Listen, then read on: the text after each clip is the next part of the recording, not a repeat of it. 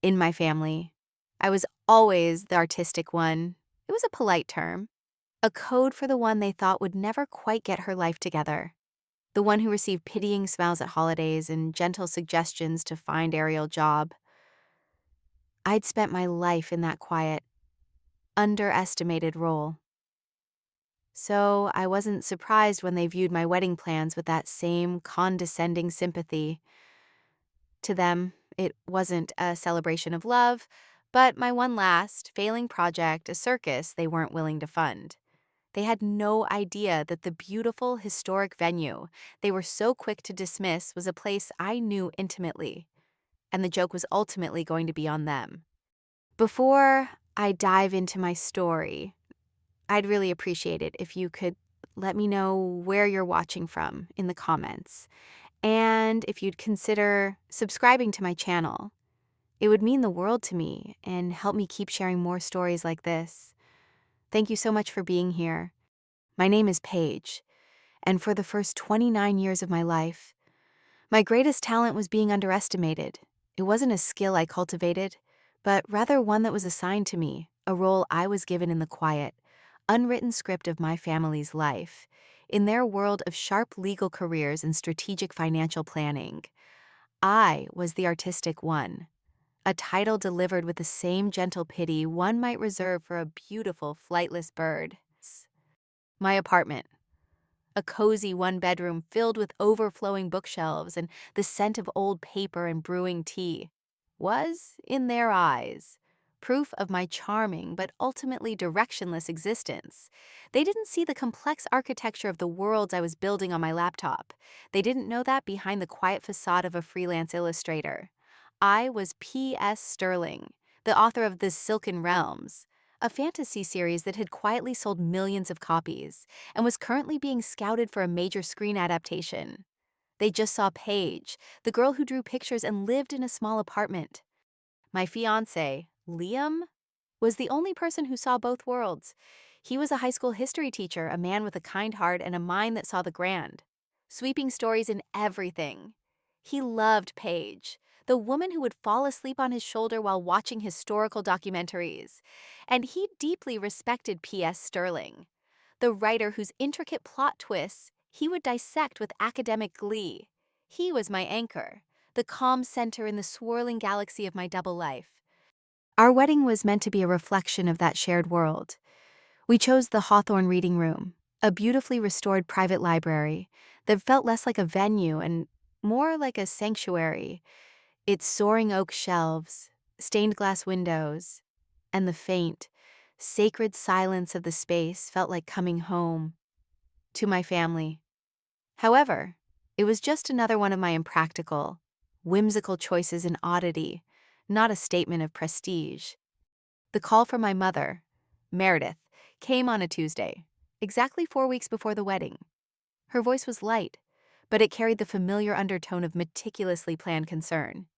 "Paige, darling," she began, "your father and I were thinking it's time we all sat down for a proper dinner to discuss the final details of the wedding, just to make sure everything is in order."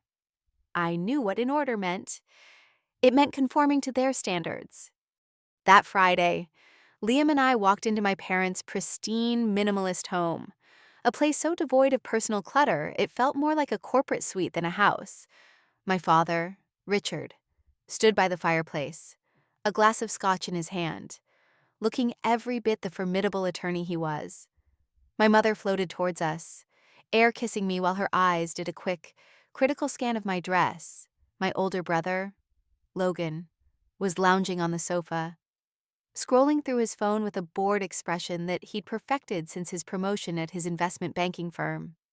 Dinner was a masterclass in passive aggression. My mother lamented how her friends' daughters were having their weddings at the country club. Logan made a thinly veiled joke about Liam's modest teacher's salary, wondering aloud if he could afford a honeymoon anywhere outside of a state park.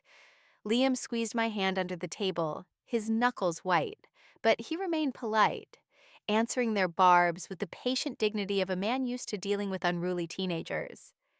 My father waited until the dessert plates were cleared. He steepled his fingers, a gesture I knew meant a verdict was about to be delivered. Paige, he started, his voice leaving no room for discussion. Your mother and I have reviewed the budget for this wedding. Frankly, it's a farce. I felt a cold knot form in my stomach. We're talking about nearly $80,000 for one day, for a party in a dusty old library. It's a historically significant building, Richard, Liam said, his voice level. And it's important to us. Logan snorted from the couch. It's a fire hazard full of old books. You could get the same vibe at a Barnes & Noble for free. The point, my father continued, ignoring Logan, is the sheer absurdity of the expense relative to your circumstances. This entire production you planned. It's a circus. It's an embarrassment. We're not funding the circus. The words hung in the air, sharp and cold. Excuse me, I whispered, though I had heard him perfectly. You heard me, he said, his gaze unflinching. He then did something that shattered the last bit of hope I had. He pulled out his phone, looked up a number, and pressed dial, right there in front of us. He put it on speaker. Hello, Hawthorne Reading Room. This is Margaret speaking. This is Richard Sterling, my father announced, his voice booming with authority. I am the financial guarantor for the event booked by my daughter, Paige Sterling.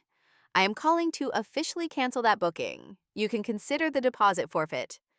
There was a stunned silence on the other end of the line, and an even deeper one in the room. I could feel Liam's entire body tense with rage beside me. I looked at my mother, who was staring down at her perfectly manicured nails, and at Logan, who had a smug little smile playing on his lips. In that moment, they were not my family. They were a board of directors liquidating a failed asset. I placed a calming hand on Liam's arm, a silent plea for him to wait. This was my battle. Without saying a word, I stood up, took Liam's hand, and walked out the door. The silence I left behind was louder than any argument I could have ever made.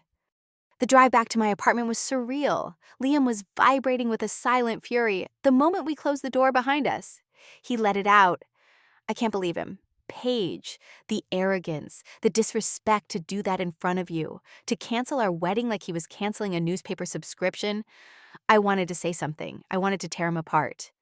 I took his face in my hands. I know, I said softly, and that's why I love you. But this needs to be handled my way. Trust me. He looked at me, his anger slowly giving way to confusion, but he nodded. He trusted me. That night, after Liam had fallen into an uneasy sleep, I went to my office. I didn't call a lawyer. I didn't cry. I opened my laptop, the glow of the screen illuminating my face in the dark room. I navigated to a secure, encrypted portal, one that looked nothing like a writer's website. The logo at the top read, Sterling Press Holdings. I typed in my credentials, and a dashboard of my various investments and assets appeared on the screen. The Hawthorne Reading Room was listed near the top.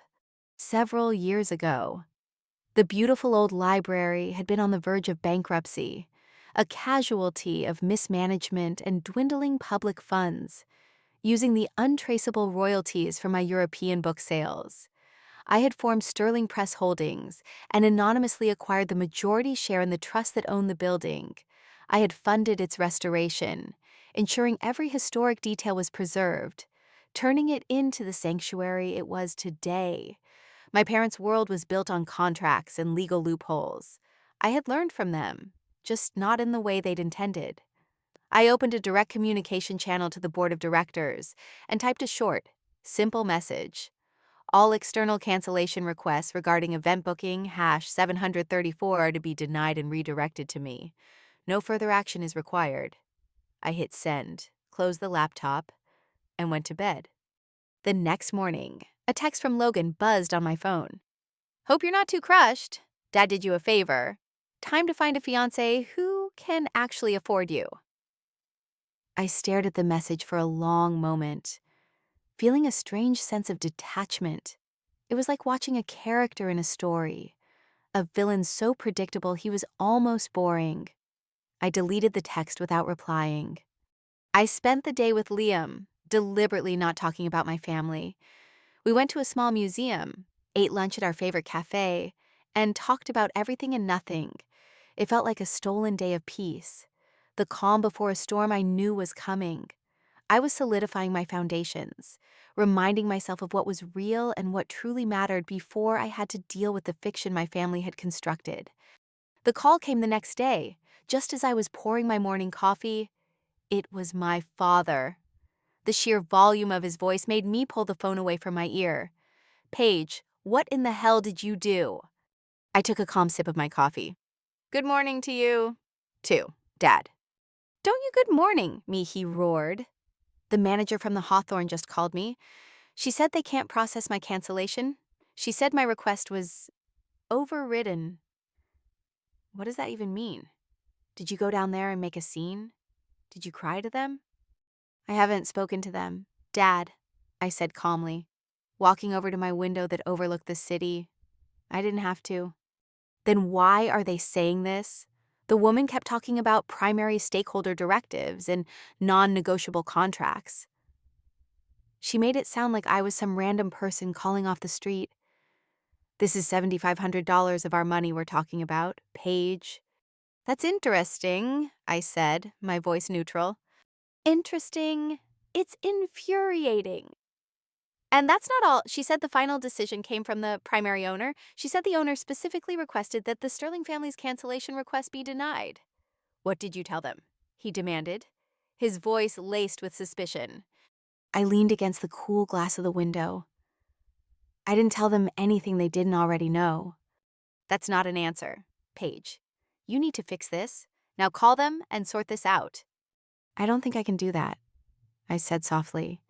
"What do you mean you can't? You just call them—" "The owner's decision is final," I stated, as if reading from a script. There was a pause on the other end of the line. A long one. I could almost hear the gears turning in his highly analytical, legalistic mind. "Paige," he said, his voice suddenly much quieter. "How do you know what the owner decided?" "Lucky guess," I replied. "This isn't a joke. We need that money back," he was shouting again, but it was tinged with a new note of desperation. He suddenly stopped. I heard him take a sharp breath. "Paige, what's the name of the company that owns the Hawthorne?" "Why do you ask?" Just tell me the name," he insisted, his voice strained. "Sterling Press Holdings," I said, and I let the name hang in the air between us. Silence. Utter, complete silence. I could hear his faint, ragged breathing. "Dad," I asked. "Paige?" His voice had changed completely. It was thin, uncertain. "Paige. What's your pen name? The one you use for your books?" "You know I don't like to talk about it." "Tell me!" he commanded, but the power was gone from his voice. It was a plea. "P.S. Sterling." The phone was so quiet I thought he'd hung up. Then I heard a choked, guttural sound. "Oh my God," he whispered. "Oh my God. Meredith, get in here right now." I heard the muffled sound of my mother's voice, asking what was wrong. "It's Paige," he said, his voice cracking. "She's P.S. Sterling, the author, the one who—" Oh God. "The one who bought the old city archive building, the one who owns half the literary landmarks in this state. That's our Paige." I heard my mother let out a sharp gasp. Then my father's voice was back on the line, shaking. "Paige, sweetheart, there has been a terrible, terrible misunderstanding." "Has there?" I asked, my voice still perfectly level. "Yes, a huge one. We had no idea you were so successful. Why didn't you ever tell us?" "You never asked. I said simply you assumed." "We assumed you were struggling. Like most people your age.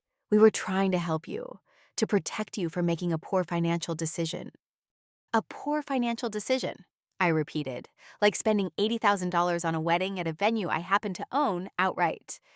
I heard a distinct crash in the background, the sharp, unmistakable sound of porcelain shattering against a hardwood floor. My father's voice shifted again, this time into a slick, damage control businessman mode. "Listen to me, Paige. We can fix this. We can call the venue back. The venue you already canceled?" "Yes." "Well, we can uncancel it. We can reinstate everything." "With what money?" I asked. "What do you mean, well? You said you couldn't afford it, that it was a circus, that I needed to find someone who could afford me." "Paige, that was before we knew." Before you knew I could pay for it myself, I asked. Yes, exactly, he said, seizing on the excuse. I looked out my window at the sprawling city below. Dad, let me ask you something if I was still just Paige, the illustrator, living in my small apartment and engaged to a history teacher. Would you have called me this morning? Would you have apologized for humiliating me in front of my fiancé, for taking away the most important day of my life without a second thought? There was a long, damning silence. The answer is no, I said, answering for him. You would have let me stay heartbroken, and you would have felt proud of yourself for teaching me a valuable lesson. You weren't trying to help me. You were trying to control me. You always have. I heard my mother's flustered voice in the background. Richard, give me the phone. A moment later, she was on the line, her voice syrupy sweet. Paige, honey, it's Mom. Sweetheart, there has been such a miscommunication. We are so unbelievably proud of you. Are you proud of my work? Or are you proud of my money? Both. Of course, both you're our daughter. We've always been proud. Yesterday, you were embarrassed by me. What changed in the last 24 hours? Mom, I asked. Silence. Let me save you some time.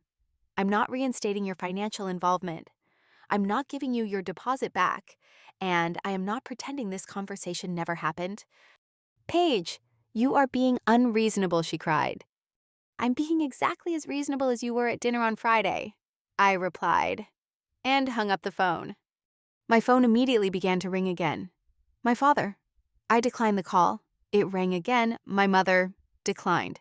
A text from Logan appeared on the screen. Paige, Mom and Dad are freaking out. Call me, we need to talk. I blocked his number. Then I turned my phone off completely. An hour of blessed silence followed.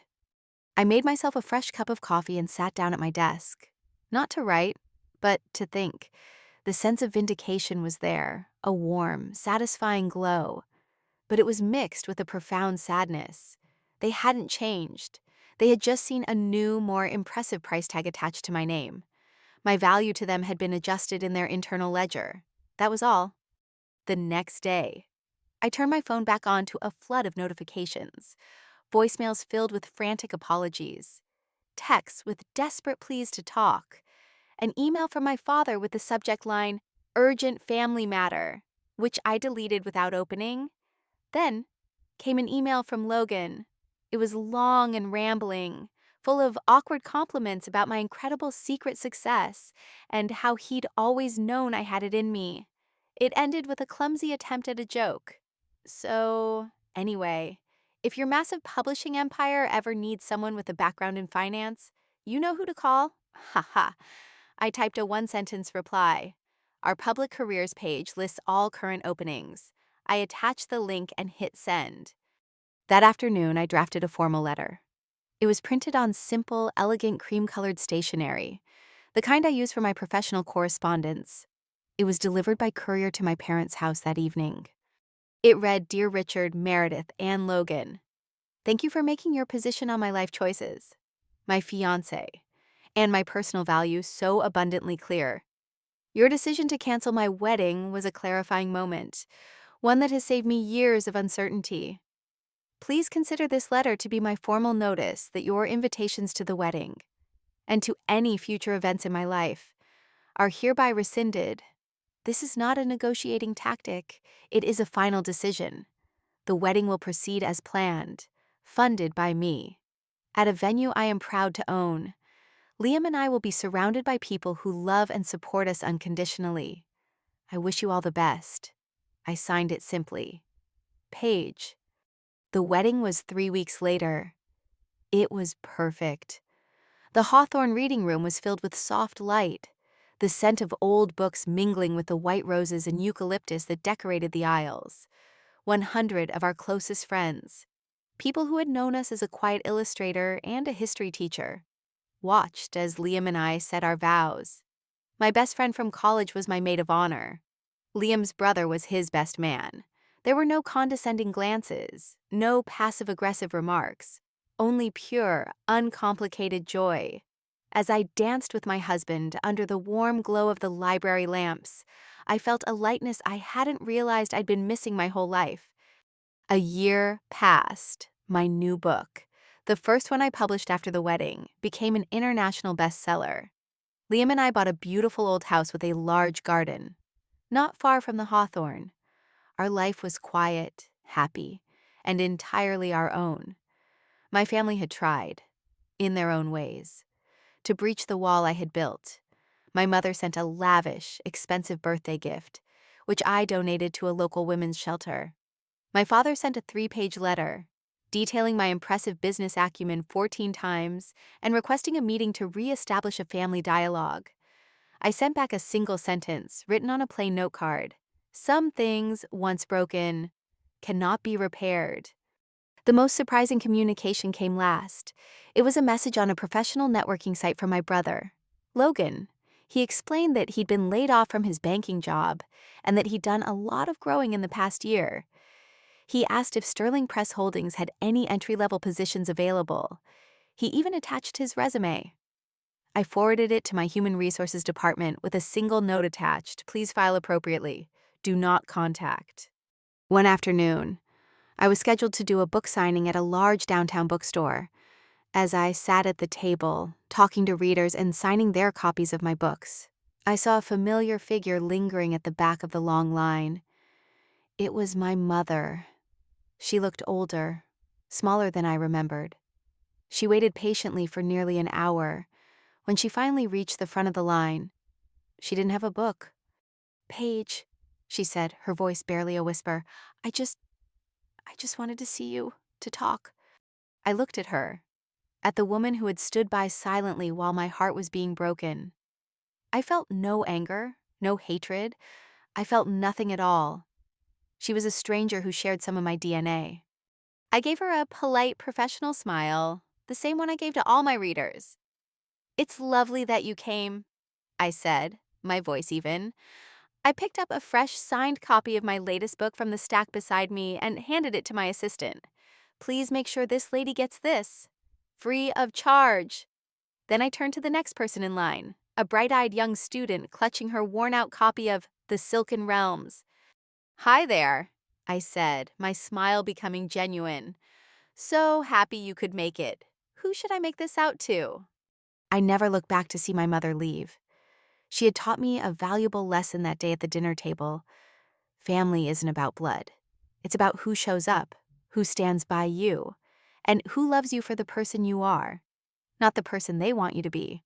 My circus was a beautiful, joyful celebration, and I wouldn't have had it any other way.